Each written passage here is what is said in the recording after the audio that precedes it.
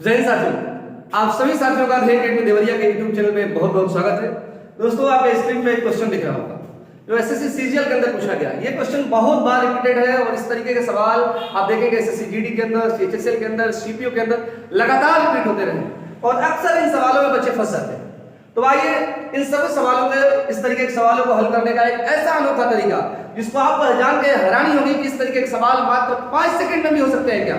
आइए जानते हैं। तो आपसे सवाल के अंदर पूछा गया है कि 62,500 रुपए की धनराशि है, 12% का दर दिया गया है और 2 वर्ष का टाइम है। ब्याज की दर 8 मासिक रखी गई है और आपसे पूछा गया है कि चक्रवृद्धि ब्याज क्या है। तो बहुत सिंपल सा सूत्र एक है, इसको आप हमेशा ध्यान में रखेंगे। a क्यूब 3a स्क्वायर और 3a। इस सूत्र की मदद से जब भी हमको 3 बार का चक्रवृद्धि ब्याज निकालना होगा तो हम आराम से निकाल सकते हैं, वो भी 1 सेकंड के अंदर, हम एक लाइन के अंदर निकाल सकते हैं। अब आपके मन में आ रहा होगा सर ए क्या है, तो ए है दर, ए है दर। तो सवाल के अंदर दर कितना दिया गया है, आप कहेंगे सर 12%। मैं कहूंगा 12% नहीं, क्योंकि वो दर जो है 12% वो वार्षिक आधार पर कैलकुलेट की जा रही है। हमारे सवाल के अंदर 8 मासिक है, तो इसलिए हम 8 महीने पे कैलकुलेट करेंगे। तो हम कह सकते हैं कि 12 महीने का अगर 12% है तो 8 महीने का कितना हो जाएगा 8%। तो मुझे पता चला कि जो a का मान है वो 8% है। अब बस वैल्यू पुट करना है। a में जगह पे 8 रखेंगे तो 8 का 512, 512 में यहां रखेंगे 12। 2 ही अंतर रखना है, 2 से ज्यादा नहीं। बाकी जो आ रहा है उसको हासिल ले लेंगे। तो 5 इधर चला गया, 5 इसको हासिल में ले लिया। अब फिर a में जगह पे 8 है तो 8 का स्क्वायर 64, 64 या 192 और 5 कितना हो जाएगा 97। तो 97 को रखेंगे और 1 पुनः हासिल में चला जाए। फिर आगे देख सकते हैं कि 8 तरीके 24 और 1 25।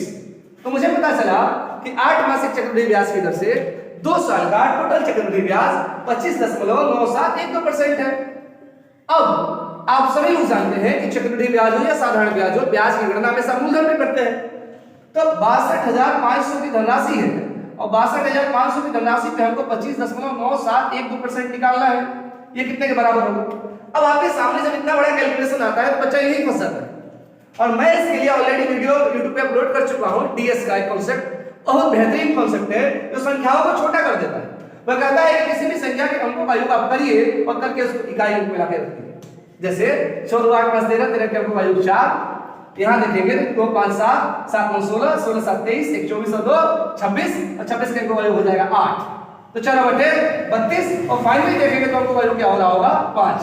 तो बस हमको इतना देखना है कि किस विकल्प के अंदर अंकों का योग 5 है। तो 1 8 9 9 3 12, 12 4 16, 16 2 18 के अंकों का योग होगा 9, गलत हो गया। 1 6 7, 7 2 9, 9 3 12, 12 2 14, 14 के अंकों का योग है 5। बाकी आप अन्य सारे ऑप्शंस को आप चेक कर सकते हैं, किसी भी ऑप्शन के अंदर अंकों का योग 5 नहीं है। तो इस तरीके के टफ सवालों के अंदर हमने 2 कांसेप्ट अप्लाई किया। एक तो हमारा सबसे मोस्ट इंपॉर्टेंट ये कांसेप्ट था कि a cube 3a square 3a, और उसके अलावा जो हमने कैलकुलेशन के लिए डीएस का कांसेप्ट यूज किया ये बहुत बेहतरीन है। और इन 2 कांसेप्ट की मदद से हमने चक्रवृद्धि ब्याज के इस खतरनाक से सवाल को मात्र बहुत कुछ ही सेकंड में खत्म कर दिया।